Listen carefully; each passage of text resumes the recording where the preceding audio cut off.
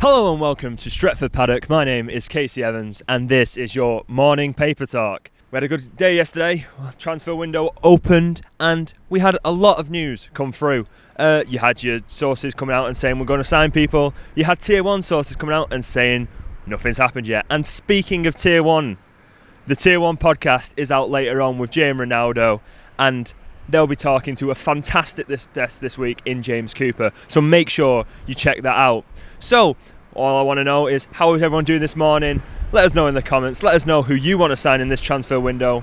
So grab a beverage, grab a coffee, grab a tea, grab a fruit juice, whatever, and let's go through the news today. So, let's start with the name that's on everyone's lips, Jadon Sancho. Now, yesterday, Sport Build came out and said that United had an €98 million bid rejected for Jadon Sancho, saying that the club wanted closer to 120. Now that seemed like your regular news, like you just thought, oh yeah, that's just a normal thing. People probably got excited that United had started making moves in the transfer market, but then there was a twist. Oh, there's always a twist, isn't there? Tier 1s came out in force and said, oh, there's nothing happened. You had your James Duckers, you had your Simon Stones, and of course you had the man Fabrizio Romano saying that United, there'd been no official bid made yet. And to be honest, I feel like that's sort of going to be the thing. Everyone wants it kept under wraps, and no one really wants to know how much we're going to pay for Jadon Sancho until we pay it, because obviously there's other targets that we're going to be talking about later in this video that we want to try and get on a little bit of a lower price deal.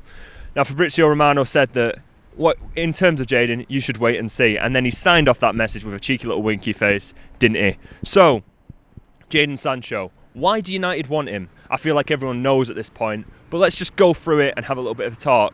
Jadon Sancho, in 46 games, has 20 goals and 18 assists. That's 38 goal contributions, and he's still young. Like, that is the sort of player that we're looking at, isn't it? That young player, that creative force. It's great, isn't it? That's the player that you want to see United linked with. Now, his 16 assists in the Bundesliga are only topped by, let's get this, Messi, Thomas Müller and De Bruyne. Now, De Bruyne obviously equaling the assist record at weekend with his 20 assists. Not breaking it, thank God. But, yeah, he's in that sort of bracket when you look at it. He's on the same assist as Alejandro Gomez in the league, and the Atlanta team is firing on full cylinders. So that's the sort of player we're looking at. Like creative outlet down the right-hand side, but that's another thing I actually was going to say. It's not just the right-hand side. Behind the striker this season, Jadon Sancho has played 8 times, scored 7 goals and got 2 assists. So he can play anywhere behind the striker. And that's the sort of player I think we're looking at going forward. A player that can fit into that forward line no matter what. Speaking of players that can fit into that forward line no matter what, see the segues I'm doing today. We are going to move on to Jack Grealish. Dean Smith has come out, and let me just read this from the quote because I want to get it exactly right. Dean Smith stated to The Telegraph, "I've got no idea in terms of whether Jack Grealish stays or not. His contract has got another 3 or 4 years on it. We've got billionaire overs, and if people want him, then it's going to cost an awful lot of money." Now, that's in line with Aston Villa now staying up because they can't go. They're in a position of power. That's what we're going to say. They're in a position of power.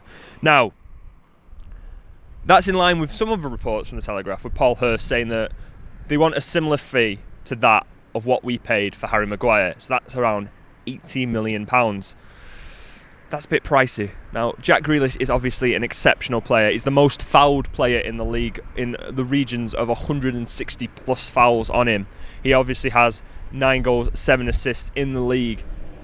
He's a fantastic talent, and he obviously has that captain experience. He has that will to win that we want to add into the team. But is 80 million too much money? That's the big question, isn't it? Especially when it looks like United are trying to pinch the pounds in other areas. Do we want to go and spend 80 million when there's other options? Like we've heard Donny van der Beek be linked for 35 million. We've seen James Rodriguez, some news sites, well, I don't know if there's anything in that, but he's said, oh, he could be available for even 20 million. Like, you look at that sort of price range and you're like, is going out and spending 80 million when there's other areas we could easily improve on with the money a good deal? Now, I think it's a player that Solskjaer likes. It's a player that I think wants to move. I think Michael Owen even came out and said that he thinks Grealish wants to move. Now, Michael Owen, obviously everyone's favourite pundit.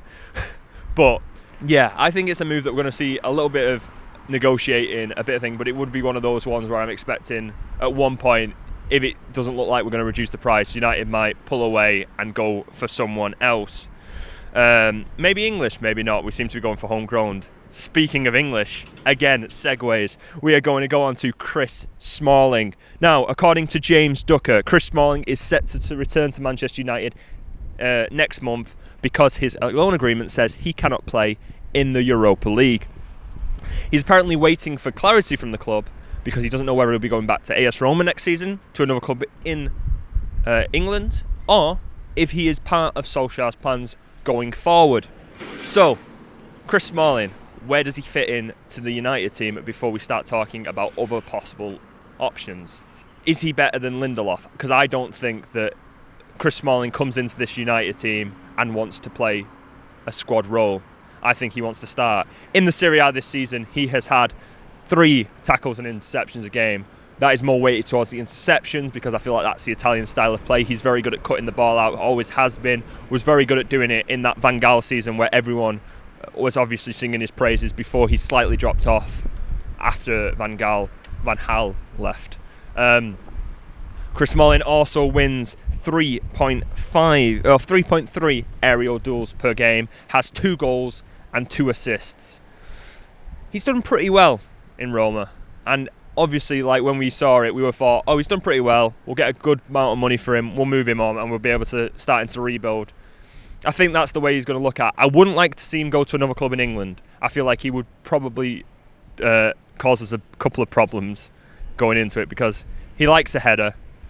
And obviously, the old United saying is, if a defender likes a header and used to play for you, he's going to score in the 85th minute. I know that's the saying I've just made up, but it happens, isn't it? So, yeah. Chris Smalling. It's a problematic situation. I'd like to see him to go to Roma. I think for 20 million euros was what's touted early on in the season.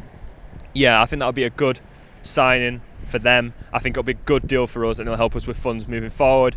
Speaking of other players going to Italy, we spoke yesterday about Alexis Sanchez swap deal. Fabrizio Romano again came out and said that Inter are pushing for a permanent deal for Sanchez, so that's kind of now in a bit more of the ascendancy in terms of the reliability of that transfer news. So that's all the transfer news we have time for today. As I said before, we have the Tier 1 podcast coming out today. James Cooper is the guest. Jane Ronaldo will be interviewing him. We'll be getting all the hot gossip, all the hot news, everything that you expect from the Tier 1 podcast. And also, we have episode 2 of the season review coming out today. That'll be at 1 p.m. So make sure you tune into that. Make sure you tune into us tomorrow because we'll be here at the same time, getting all your news, going through it, and just a good way to start your morning learning about the football. So join us tomorrow. I've been Casey. This has been Stretford Paddock, and see you next time.